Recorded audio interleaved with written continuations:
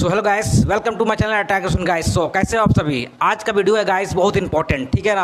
RRB NTPC में जो सवाल पूछे जाते हैं रेशियो एंड प्रोपोर्शन चैप्टर से, जो कि मैंने पार्ट 1 पार्ट 2 में बेसिक समझाया था और कुछ क्वेश्चन को सॉल्व करवाया था जिसमें आरआरबी एनटीपीसी के सवाल पूछे गए थे। आज इस वीडियो में मैं आरआरबी एनटीपीसी के सवाल को ही सॉल्व करवाऊंगा, लेकिन शॉर्ट ट्रिक में बताऊंगा, जैसा कि मैंने पार्ट 1 पार्ट 2 में बताया था। तो वीडियो को ध्यान से देखिएगा। जिन लोगों ने अभी तक पार्ट 1 पार्ट 2 के वीडियो नहीं देखे हैं, बायो में जाएँ, लिंक को क्लिक करें और उसे देख लें ताकि बेहतर समझ में आएगा गाइस। ओके, तो बढ़ते हैं अब सवाल नंबर 1 में गाइस। ओके, तो पहला सवाल क्या बोलता है हम लोगों का, 48,000 की राशि को दो भाइयों अनिल और आदित्य में आपको 11:13 के अनुपात में बांटना है, ठीक है ना। तो बोला है क्या, आदित्य का हिस्सा पूछा है। ज़्यादा समझना नहीं है, बस पॉइंट को पकड़ना है क्या पूछा गया है। देखिए 48,000 रुपीज़ है, जो कि दो भाइयों में एक अनिल है और एक आदित्य है। ये दोनों में बांटना है 11:13 के अनुपात में। लेकिन सवाल में सिर्फ पूछा है आप बताइए आदित्य का हिस्सा क्या होगा। जब भी ऐसे सवाल किए जाते हैं ना, आपको क्या करना है, बेसिक से समझना है कि जो भी आदमी है, जो भी पर्सन का नाम लिखा गया है उसको लिख लीजिए। क्या है, पहला अनिल है, एक क्या है, आदित्य है, ठीक है। अनिल आदित्य है, दोनों का रेशियो क्या वो पहले लिख लेते हैं, ठीक है ना। तो 11, कुछ मानने की जरूरत नहीं है, तुमको शॉर्ट ट्रिक बता दूंगा क्या है, ऐसे लिख लेना है। अब क्या बोला गया, अमाउंट दिया गया है, तो क्या करोगे आप लोग, पहले ये दोनों अमाउंट को पहले जोड़ो। 11 और 13 दोनों को जोड़ के आपको नीचे लिख देना है। कहाँ लिख देना है, नीचे। 11 13 कितना होगा, 24 इस तरह से लिख दे रहा है, ठीक है ना। अब आपको देखना है पूछा किसका है, आदित्य का हिस्सा पूछा है, मतलब इसको आप भूल जाइए। पूछा क्या, आदित्य का हिस्सा पूछा हुआ है, इसको इंटू का साइन दीजिए। जो भी अमाउंट दिया है यहाँ पे कैलकुलेट कर लीजिए इस तरह से। 24 का टेबल 48 2 टाइम में, ये आपका 2000 आ गया। इसको से मल्टीप्लाई करेंगे तो 26,000 आपका आ जाएगा गाइस, जो कि ऑप्शन नंबर आपका सी करेक्ट आंसर है गाइस। जब भी इस तरह का सवाल आए, सिंपल जो भी पर्सन दिया है नाम लिख के कैलकुलेट कर लीजिए गाइस। ज़्यादा एक्स वाई मानने की जरूरत नहीं है। तो इस तरह के सवालों को आप इजीली एग्जाम में बना पाओगे, उम्मीद करता हूँ। अब बढ़ते हैं नेक्स्ट क्वेश्चन में गाइस। सो गाइस अब सवाल नंबर 2 क्या बोलता है, ध्यान दीजिएगा। दो संख्याओं का अनुपात 3:2 है। यदि पहली संख्या से 8 घटाया जाता है और दूसरी संख्या से 6 घटाया जाता है तो उसका अनुपात बन जाता है 5:4।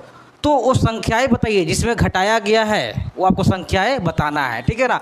बेसिकली ये चीज़ है कि जब भी आपको दो संख्याओं का अंतर, दो संख्याओं का जोड़, जब इस तरह सवाल रहता है तो हम लोग एक्स वाई लेट कर लेते हैं, या तो एक्स एक्स लेट कर सकते हो, ठीक है। देखिए कैसे, दो संख्याओं का अनुपात है, दो संख्याओं का अनुपात है, दो संख्याएं का अनुपात। मान लीजिए ये 3 है, ये क्या है, 2 है। इसको भी एक्सलेट कीजिए, इसको एक्सलेट कर दीजिए, ठीक है। ये दो संख्याएं हैं, ठीक है। अब क्या बोला गया क्वेश्चन में, पहली संख्या में से 8 घटाइए और दूसरी संख्या में से 6 घटाइए। पहली संख्या मेरा ये है, तो 3x में क्या घटाना है, 8 घटाना है।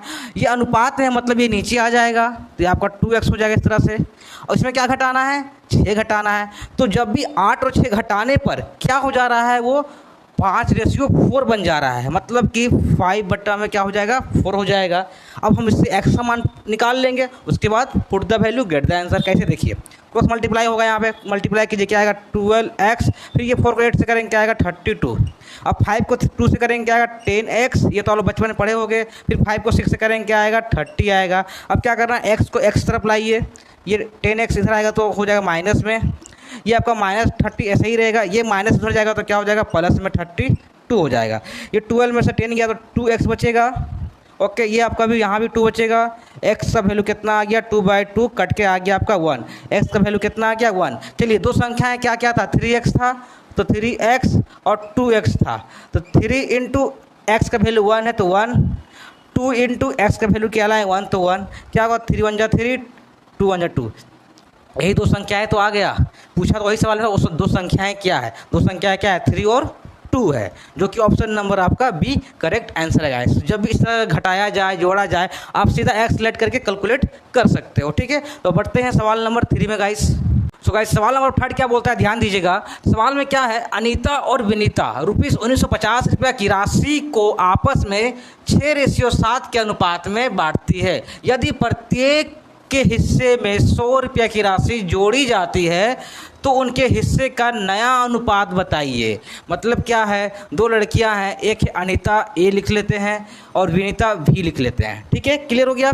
उसको बांटना कितना है, 1950 रुपया बांटना है आपस में। कितने के रेशियो में, 6:7 के। तो पहला वाला हो जाएगा आपका अनीता का, दूसरा वाला विनीता का हो जाएगा। क्या करेंगे हम, आपको बताया था मैंने फर्स्ट क्वेश्चन में, दोनों को जोड़ लीजिए जब भी बांटना होता हो। तो क्या आएगा, 13, यहाँ भी आ जाएगा 13। ठीक है ना। बांटने कितने रुपया है, तो 1950 तो इंटू 1950।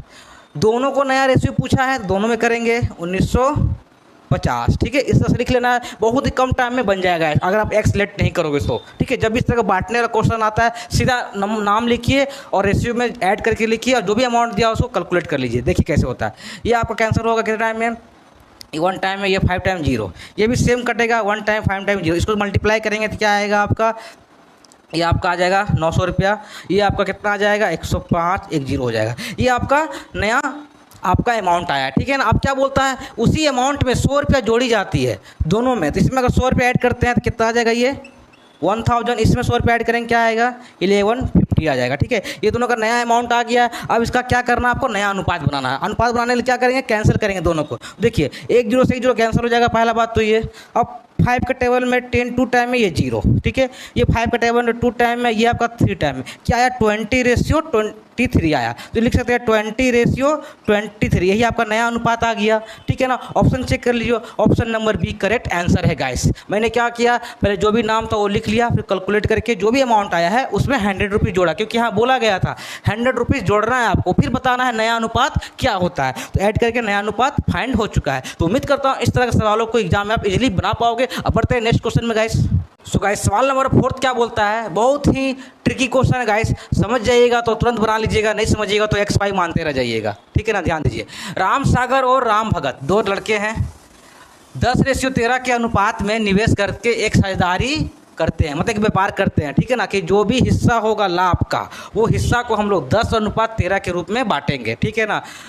लास्ट में 8050 रुपया का लाभ होता है। ठीक है ना। तो बोलता है क्या, 8050 के लाभ में से भगत राम का हिस्सा ज्ञात करें। इसमें भी क्या बोला गया है, एक पर्सन का पूछा, दोनों पर्सन का नहीं पूछा गया। पहले तो जब भी ऐसा क्वेश्चन रहता है क्या करते हैं हम लोग, लिख लेते हैं राम सागर, इधर क्या है राम भगत। ठीक है ना, ये 2 लड़के हैं। अब क्या है, 10:13 है। फिर क्या करेंगे, इसको नीचे भी लिख देंगे, दोनों को जोड़ के क्या आएगा 23, यहाँ भी 23 आ जाएगा। ठीक है ना। पूछा क्या गया है, आपका भगत राम का हिस्सा पूछा गया है। जो भी लाभ हुआ है उसका आपका भगत राम का हिस्सा कितना होगा। ठीक है ना। क्वेश्चन में वही चीज़ बोला है, ध्यान समझिएगा, कुछ और ज़्यादा करने नहीं बोला, सिर्फ हिस्सा पूछा है। ठीक है, तो क्या कर लेंगे, इंटू साइन देंगे, जो भी अमाउंट यहाँ पे लिख देंगे, जैसे मैंने आपको पहले बताया था। इसको कैंसिल करेंगे तो क्या टाइम आएगा, 3, ये 5 टाइम में 0, 350। ये 350 को 13 से गुना कीजिएगा तो क्या वैल्यू आएगा आपको, 4550, जो कि 4550 है, जो कि ऑप्शन नंबर आपका बी करेक्ट आंसर है गाइस। जब भी इस तरह सवाल रहा, दोनों का नाम लिख के रेशियो को ऐड करके नीचे लिखना है और कैलकुलेट करके आंसर ला लेना है। ज़्यादा टाइम नहीं लगाना है गाइस। तो इस तरह के सवालों को आप आसानी से बना पाओगे, उम्मीद करता हूँ। अब बढ़ते हैं गाइस नेक्स्ट क्वेश्चन में। सो गाइस, क्वेश्चन नंबर 5 क्या कहता है, ध्यान दीजिएगा। यदि 1/3a = 1/4b = 1/5c = है, तो ABC का मान याद करना है। बहुत सारे बच्चे कंफ्यूज हो जाते हैं और लेंदी प्रॉब्लम को सॉल्व करने लग जाते हैं, बहुत लेंदी तरीके से, बहुत ही कठिन तरीके से सॉल्व करते हैं। लेकिन इसका कोई हल ही नहीं है, सिंपल देख के आंसर बता दोगे आप। जब भी ऊपर वैल्यू 1 1 रहा और ABC दिया रहा, आपको वैल्यू पूछ दिया गया, या ABCD तक दिया या E तक भी दिया रहेगा ना, सिंपल ट्रिक बता रहा हूँ, क्या करोगे, कुछ नहीं करना, यहीं पर क्वेश्चन सॉल्व कीजिए। इसको इससे मल्टीप्लाई करोगे तो क्या आएगा आपका, A आएगा, नीचे कितना रहेगा, 3 रहेगा। इसको इससे मल्टीप्लाई कर दीजिए, कितना आएगा, B ही रहेगा और नीचे 4 रहेगा।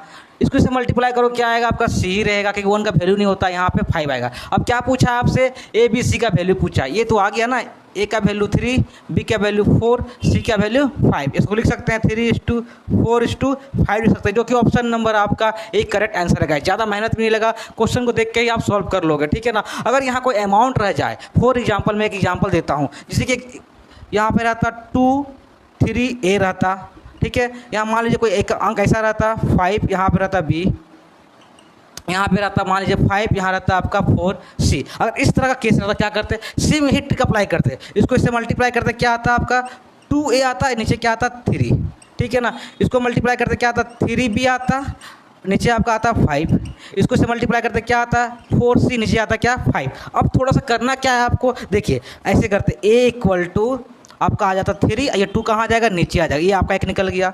b आपका हो जाएगा 5, ये 3 कहाँ चल जाएगा नीचे, ये आपका आ गया b का वैल्यू। c आपका हो जाता 5, ये आपका 4 नीचे आ जाता है, मतलब a का वैल्यू ये आता, b का ये, c का ये। यहाँ पे 1 1 था इसलिए कोई वैल्यू नहीं था, इसलिए यहाँ पे इस तरीके से बना, लेकिन जब वैल्यू रहेगा यहाँ पे तो इस तरीके से बना लोगे, आसानी से सॉल्व कर सकते हो गाइस। और गाइस उम्मीद करता हूँ गाइस कि इस तरह के सवालों को एग्जाम में आप इजीली बना पाओगे, किसी तरह की दिक्कतें नहीं आएगी। अगर कोई प्रॉब्लम आई भी हो तो कमेंट में उससे मुझे बताएं ताकि मैं उसका सोल्यूशन दे सकूँ गाइस। और अपने फ्रेंड दोस्त मित्र में ज़्यादा से ज़्यादा वीडियो को शेयर करें, स्कूल कॉलेजेस में ग्रुप में गाइस, ताकि इस तरह के सवालों के एग्जाम में इजीली बना पाएंगे और थोड़ी हेल्प उन लोगों की भी हो पाए। और जो वीडियो में नए हैं गाइस, चैनल को सब्सक्राइब करना बिल्कुल ना भूले, ताकि इस तरह के सवालों को मैं हमेशा लाता रहूँ। नेक्स्ट पार्ट 4 भी इसका आने वाला है गाइस, क्योंकि यहाँ पे हम शॉर्ट क्वेश्चन को शॉर्ट तरीके से बताता हूँ और कम क्वेश्चन बताता हूँ, क्योंकि ज़्यादा लॉन्ग बनाऊंगा तो वीडियो अपलोड होने में प्रॉब्लम होगी, क्योंकि मेरे पास वाईफाई नहीं है गाइस, नेट से अपलोड करता हूँ तो प्रॉब्लम हो जाएगी। इसलिए पार्ट 4 भी इसका आएगा, रेलवे एनटीपीसी के सवालों को और भी अच्छे तरीके से बताऊंगा जिस तरह से मैंने इस वीडियो में बताया है। और एक लाइक करना बिल्कुल ना भूलेगा, जिससे मैं मोटिवेट होता रहूँ। मिलता हूँ नेक्स्ट वीडियो में गाइस, अभी के लिए ऑल द बेस्ट।